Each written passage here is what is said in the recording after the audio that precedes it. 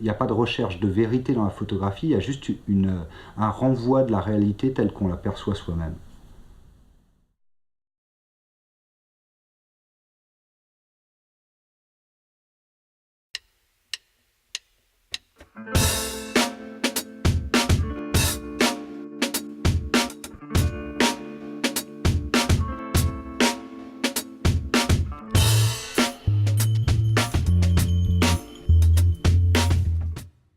Bonjour, je m'appelle Boris Wilanski, j'ai 39 ans, je vis et je travaille à Paris.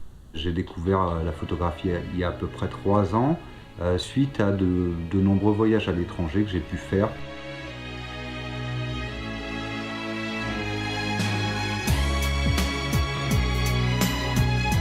Ça a pris la forme initialement de carnet de voyage, du plaisir d'écrire, et c'est devenu le plaisir de cadrer, de photographier sans avoir vraiment d'ambition photographique au départ.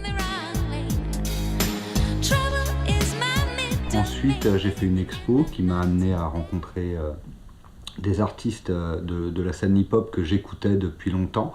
Et à partir de là, je dirais que j'ai pas lâché mon boîtier et que j'ai continué à avancer de plus en plus dans cette passion qu'est la photographie. Sourire quand même, ça vaut la peine quand t'aimes. J'ai décidé de soulager la planète. Il y a des photographes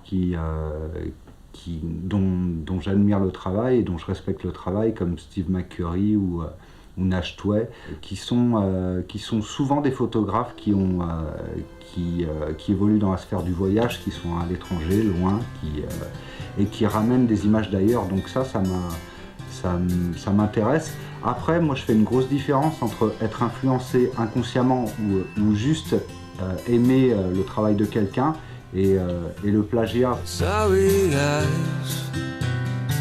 photographie, c'est évidemment un rapport de séduction entre un photographe et un sujet, une personne. En fait, il faut essayer de faire en sorte que la personne puisse vous renvoyer une émotion. Donc à partir de là, il y a toute une alchimie, il y a tout un échange humain qui rentre en ligne de compte. C'est un feeling, parfois ça prend pas.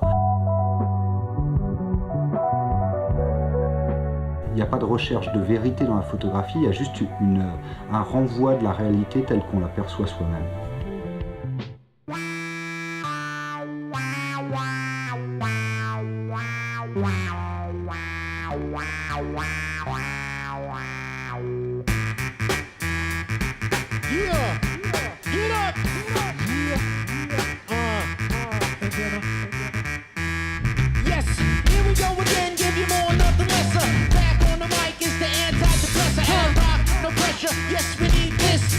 Je fais écouter de la musique à des gens, je me balade un petit peu partout avec toujours le même casque. Et là aussi, c'est un peu un intermédiaire entre moi et l'appareil photo et les gens, c'est-à-dire l'idée de créer un pont, d'échanger à partir de quelque chose qui est positif, parce que la musique, tout le monde en écoute, tout le monde n'est pas mélomane, mais tout le monde est sensible à la musique. C'est toujours une sorte de quête de l'impossible en fait, c'est capter la musique dans les yeux des gens. C'est pour ça que ce projet s'appelle Listen to My Eyes. Je fais une petite sélection des sons que j'aime bien, et en fonction de la personne, je me tape le kiff de me dire tiens, cette personne-là, je vais lui faire écouter ceci, et telle autre personne, je vais lui faire écouter cela. Et c'est aussi ce côté freestyle qui me plaît bien.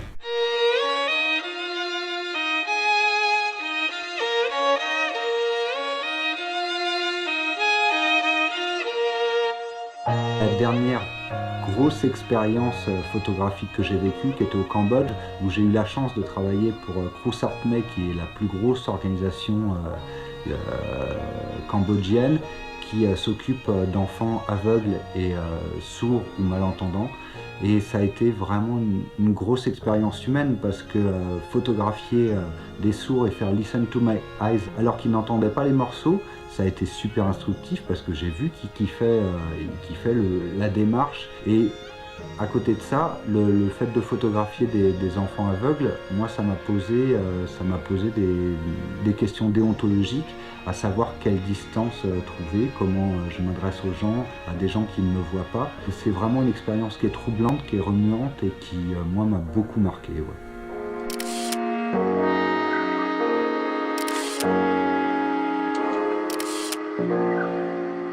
Le portrait, c'est quelque chose qui, pour moi, apparaît évident parce que, attiré par les gens, le visage, c'est le lieu sur lequel se concentrent toutes les émotions. Tout le chemin de la vie, il est résumé dans un visage quelque part. Et c'est pour ça que moi j'apprécie aussi particulièrement les gens qui ont des tronches. Mais je pense que tout le monde a une tronche. Après, il suffit de trouver le bon angle.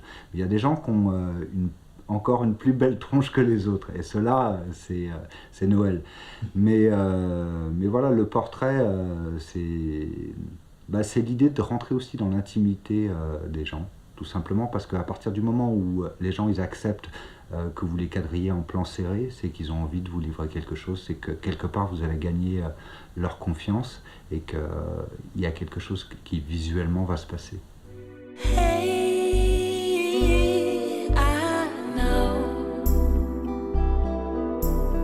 Ce qui m'intéresse dans la boxe, c'est plusieurs choses. C'est d'abord l'idée de se dire que c'est un sport qui est barbare, et en même temps qui peut être super joli, super esthétisant.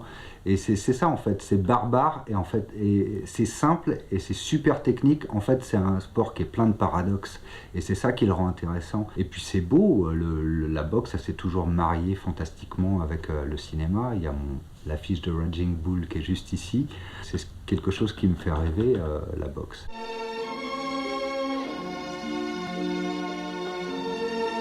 Robinson réplique d'une droite en pleine face. Ramota le pousse à travers le ring. Un gauche-droite à la face. Un gauche appuyé encore. Et Robinson est projeté hors du ring. C'est le premier knockdown de sa carrière. Il y a des photographies qui m'ont marqué. Une de celles qui m'ont le plus marqué, c'est la photographie de Mohamed Ali quand il est sur le ring et que son adversaire il est KO par terre et qu'il a le point rageur, etc. Sur le côté. Cette photo-là, elle est super connue et voilà, je pense que c'est la capture d'un moment d'émotion et un moment historique en matière de boxe.